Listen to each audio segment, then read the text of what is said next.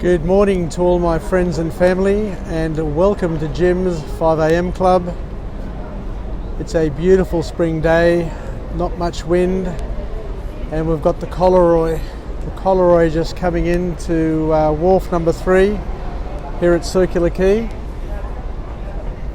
And it's Monday, start of a work week.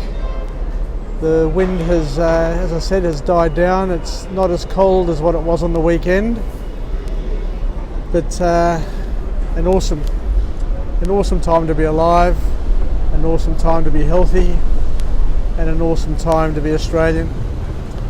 I've got to tell you, there's nowhere else in the world that I'd rather be at the moment than Australia, and more importantly, Sydney, good old Sydney town. Even though we've got the challenges of COVID-19 globally, it looks like we've got it all under control at the moment here in Sydney, and hopefully Melbourne and Queensland and the rest of Australia will open up their borders and sort themselves out so that we can get on with our lives. Anyway, let's go on a walk and talk and have a chat about a topic which is near and dear to my heart. Let me just reach into my pocket. A number of years ago, I went to a seminar, and I think it was a Steve Covey seminar, and he showed us a coin, and he pulled out a coin, and he said, in beautiful terms, he said that perception is reality. You know, for all of us, perception, the way we see the world, is our reality, and we all see the world differently depending on where you're positioned, what your perspective is, and what your belief system is. Because what we believe and how we see the world will influence what we focus on, what we value, and it's all part and parcel of our life experience.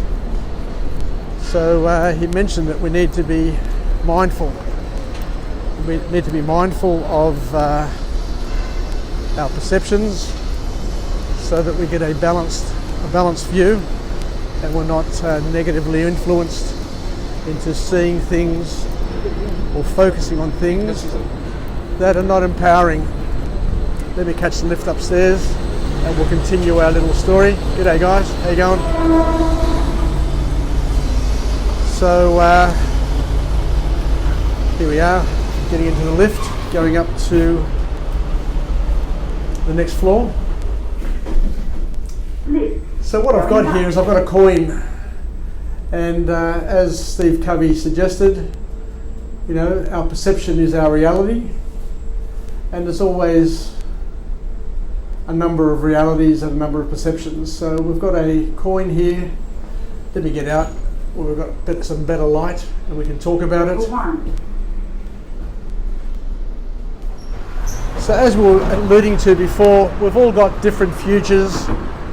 We've also got different pasts, and believe it or not, we've all got different presents. Even though we're all living at the same moment, same time and space, we're all got different perspectives. We're experiencing different lives at the moment. I'm here at Circular Quay. You could be at home. Somebody else could be at Greece. Somebody else could be in an office. So each and every one of us, even though we're living the exact same moment, because of our position, where we're actually located, we've got a different perspective on life, and we're having a different experience, even though we're living at the same time. Even if we had two people standing where I am at the moment, we'd be experiencing something different. A, because we're not standing in exactly the same position, and our eyes will be looking at and focusing on different things depending on what our interests are. Now it's a powerful concept what I'm talking about now, because none of us live the same lives. You know, have you seen movies, or have you ever actually been to a court case and watch a jury and watch somebody being cross-examined? They get asked questions, and sooner or later they start to doubt themselves, because what we see and what we've perceived may not necessarily be, you know, the actual truth or the actual fact of what happened, because you may get three people who witnessed the same event and give three different accounts or four different accounts, depending on what sort of pressure they're being put under, of the same situation. So we need to have an open mind about what reality is, because reality is basically our perception, what our belief system is, what we're focused on, what we find important, or what we find fearful. So whatever we focus on becomes our reality, and it's our perception. I was having a chat the other day, and as I said, I've been to the seminar where somebody will show a coin and say, look, there's always two sides to every story. There could be the top side or the bottom side, but somebody else actually pointed out also that there's the side. So depending on where you're sitting, you can get a different perception. Even the top side, you can get partial view of a story, or partial of the bottom, but it could be shaded, so you don't get to see the whole picture. So in life, we're getting snippets. We're getting snippets of everything, and we're forming our views based on what we have access to through our senses. A few weeks ago, I was chatting with my spiritual father, and he mentioned one of the greatest frustrations as a priest is when you get called to intervene in family disputes. Either husband and wife don't see eye to eye, or parents with their children don't see eye to eye, or brothers and sisters don't see eye to eye. It happens all the time. So sometimes the priest gets called in to help be a mediator, and he says that the frustrating thing for him is every time he gets involved, it just gets worse and worse, because one party just continues to point out the errors of the other, and the other just continues to point out the errors of the other person. So the husband blames the wife blames the husband, and it just blows up into another altercation. So the priest was saying to me, instead of each of them identifying and appreciating the differences that they have and identifying the errors in their own ways, they're just spending all their time focusing on the other person, what the other person has done wrong.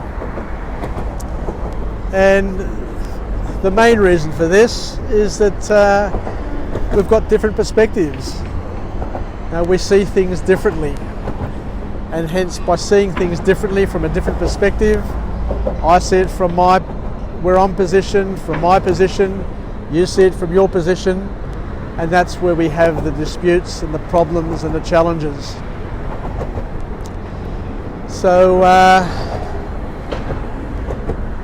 that's where we are. So how do we use this? I guess the important thing for young people is to understand and to appreciate that we all have different futures, my future and your future. Even though we're going along the same path, we could be the same age, we could be the same religion, we could have many same beliefs. We're going to have different decisions and different outcomes in our life because of the variability of life. And similarly, we've all had different pasts, and our different pasts have coloured and shaped our view, our perceptions, and the way we're going to see life going forward. And also the other big one the other big one to remember is we've all got different presents. These children here are both riding on their bikes, but they're in different positions. They're going to see things differently. And that's what makes life beautiful. The fact that it's variable, it's different, we're different for each other, we're different from each other, and we've all got different futures, different outcomes. So embrace those differences. And I guess the other lesson is that let's not look for the problems, the mistakes that our partners, our friends, our peers are doing. Spend more time focusing on what we're doing. And now here we go, we've got the Collaroy heading back out now. It's got its passengers and it's churning up that water, doing its best to break free of the wharf. Of course it's untied and it's heading back to Manly. Thanks once again everybody for joining me on Jim's 5 a.m. Club on this glorious, glorious Sydney spring morning. And wishing you all the very best. My friends and family, stay connected, stay relevant.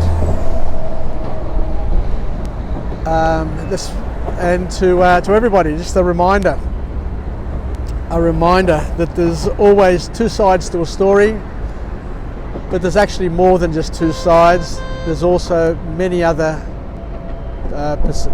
perspectives which shape our perception, shape our values, shape our views, and depending on the package of views and the importance that we place on each of those and the accent that we have on the different focuses that we have, it will mean that we're all experiencing different things at the same time. And on occasion, we're able to come together and to share a shared experience. We're able to experience a shared experience, like a wedding, a christening, a birthday party. And even though each and every one of us will leave with a different experience, hopefully that experience is shaped by love, by caring, and by unity, and to feel connected to each other, even though that connection, that coupling may be weaker than what we'd like it to be. Just the fact that we are connected, even loosely, is beautiful. So make the most of it, embrace those connections, stay connected as I mentioned before, and remember, we're alive, we are well, and we feel great, and to appreciate it and to live with gratitude. Take care everybody, I love you all, and we'll chat again from somewhere else, from a different location, with a different perspective, and hopefully come up with a different outcome. Yassas and bye for now.